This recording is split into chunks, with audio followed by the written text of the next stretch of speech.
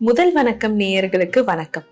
நம்ம எல்லாருக்குமே ஸ்கின் எப்பவுமே க்ளோயிங்கா பளபளன்னு இருக்கணுங்கிறது தானே ஆசைப்படுவோம். அந்த க்ளோயிங் ஸ்கின் நம்மளுக்கு எப்படி கிடைக்கும்? உங்க ஸ்கின் க்ளோயிங்கா இருக்கணும்னா நம்மளுக்கு நார்மலா ப்ரொடியூஸ் ஆகுற ஆயில், சீபம் கொஞ்சமாவது நம்ம முகத்துல இருந்தா மட்டும்தான் ஸ்கின் க்ளோயிங்கா இருக்கும்.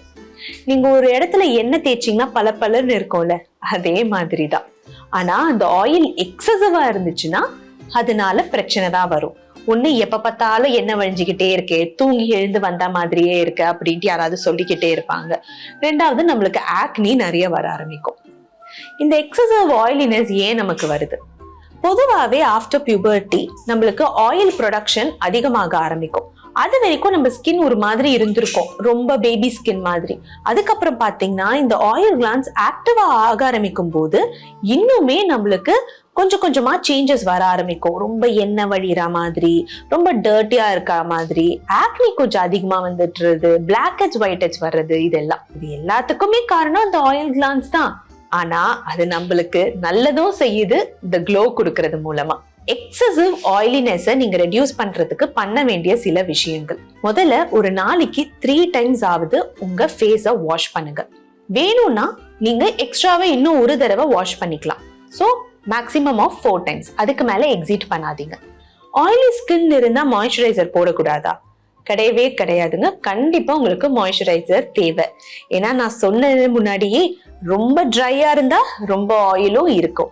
ஸோ மாய்ஸ்சரைசர் நீங்க போடலாம், ப்ரிஃபரபிளி நைட்ல. ஏன்னா காலையில உங்களுக்கு ஆல்ரெடி ஆயிலியா இருக்கு அண்ட் காலையில ஆயில் ப்ரொடக்ஷனும் கொஞ்சம் ஜாஸ்தியா தான் இருக்கும். அதுக்கு காரணம் நம்மள சுத்தி இருக்கிற ஹீட்டும் கூட தான். அதே மாதிரி நம்ம நிறைய வெளியில போயிட்டு வரோம். ஸோ டஸ்ட் எல்லாமே இருக்க இன்னும் ஆயிலியா தான் ஆக போகுது. ஸோ அந்த டைம் லேயரிங்க அவாய்ட் பண்ணிட்டு நம்ம வெறும் சன்ஸ்கிரீன் மட்டும் போட்டுக்கிறது பெட்டர்.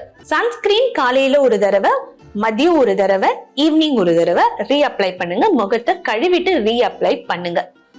நீங்க யூஸ் பண்ற சன்ஸ்கிரீனுமே மேட் பினிஷா சிலிகான் பேஸ் சன்ஸ்கிரீன் யூஸ் பண்ணலாம், ஜிங்க் ஆக்சைடு சன்ஸ்கிரீன் யூஸ் பண்ணலாம். ஏன்னா இது எல்லாமே உங்களோட ஆயில் ப்ரொடக்ஷனை கம்மி பண்ணும். இல்ல லோஷன் பேஸ்ட் யூஸ் பண்றீங்கன்னா வாட்டர் ஜெல் சன்ஸ்கிரீன் யூஸ் பண்ணுங்க.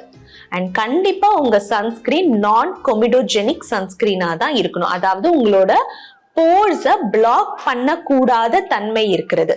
ஸோ நான் கொமிடோஜெனிக் சன்ஸ்கிரீன்ஸா பார்த்து வாங்கி யூஸ் பண்ணுங்க. கண்டிப்பா broad spectrum and sweat resistant சன்ஸ்கிரீனா இருக்காங்கிறத பார்த்து வாங்குங்க. உங்க மாய்ஸ்சரைசர் ஜெல் பேஸ்டா சூஸ் பண்ணுங்க. ரொம்ப கிரீம் பேஸ்டா திக்கான மாய்ஸ்சரைசர் ஆர் பாடிக்கு போடுற மாய்ஸ்சரைசர் யூஸ் பண்ணாதீங்க. அது இன்னும் உங்க ஸ்கின்னை ரொம்ப ஆயிலியா தான் காமிக்க போகுது. இதுக்கு முன்னாடி நீங்க ப்ராப்பர் ஸ்கின் கேர் பண்ணிருக்கீங்களா? இதெல்லாம் டிபெண்ட் பண்ணி தான் என்ன ஆக்டிவ் நீங்க யூஸ் பண்ணலாம் அப்படிங்கறத சூஸ் பண்ண முடியும். அதே மாதிரி ஆக்டிவ்ஸ் யூஸ் பண்ணும்போது ஃபர்ஸ்ட் ஒரு ஆக்டிவ் யூஸ் பண்ண ஆரம்பிங்க. Salicylic, glycolic, AHA, BHA together, ரெட்டினாலும் சேர்த்து போட்டுக்கிறேன் அந்த மாதிரி பண்ணாதீங்க. ஸோ 1 by 1 தான் நீங்க உங்க ஸ்கின் கேரை பில்ட் பண்ண முடியும். இந்த சாலிசிலிக், கிளைகாலிக், ரெட்டினால் இது எல்லாமே உங்க மேலோட்டமா இருக்கிற டெட் செல்ஸையுமே கம்மி பண்ணும். ஸ்கின் எக்ஸ்ஃபோலியேட் பண்ணும், புது ஸ்கின் வரும்.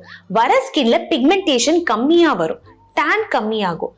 அது மூலமா உங்க ஸ்கின் ஆட்டோமேட்டிக்கா ஹெல்த்தியாகவும் க்ளோவாகவுமே ஆக ஆரம்பிக்கும். உங்க ஸ்கின் ரொம்ப சென்சிட்டிவா இருக்கு அப்படின்னா கண்டிப்பா இந்த ஆசிட்ஸ் எதுவுமே நீங்க ஸ்டார்ட் பண்ண முடியாது. ஸோ அப்போ நீங்க சூஸ் பண்ணக்கூடிய ஒரு ஆக்டிவ் நியாசினமைட். இந்த நியாசினமைடும் உங்க ஆயில் ப்ரொடக்ஷனை கம்மி பண்ணும், டேனை கம்மி பண்ணும், உங்க ஸ்கின்னை க்ளோ ஆக்கும். ஆனா சென்சிட்டிவ் ஆக்காம இதெல்லாமே பண்ணும்.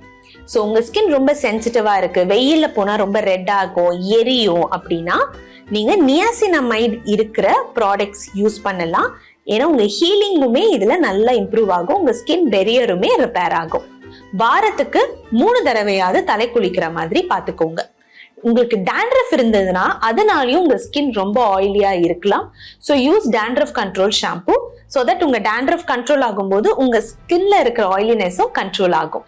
நிறைய ஆயிலி ஃபுட்ஸ் சாப்பிடுறீங்க, ஜங்க்ஸ் சாப்பிடுறீங்க, சாக்லேட்ஸ் நிறைய சாப்பிடுறீங்க, வெளியில இருக்கிற ஃபுட் வாங்கி சாப்பிடுறீங்கன்னா எஸ் கண்டிப்பா இது எல்லாத்தினாலையும் உங்க ஆயில் ப்ரொடக்ஷன் இன்க்ரீஸ் ஆகும். ஏன்னா இன்சுலின் லெவல்ஸ் அதிகமாகும் போது என்ன ப்ரொடக்ஷனுமே அதிகமாகும். இதெல்லாம் அவாய்ட் பண்றதுனாலயும் உங்களோட ஆயில் கிளான்ஸை ஆக்டிவேட் பண்றதை நீங்க ரெடியூஸ் பண்ணலாம். அதனால ஆயில் ப்ரொடக்ஷன் கம்மியாகும்.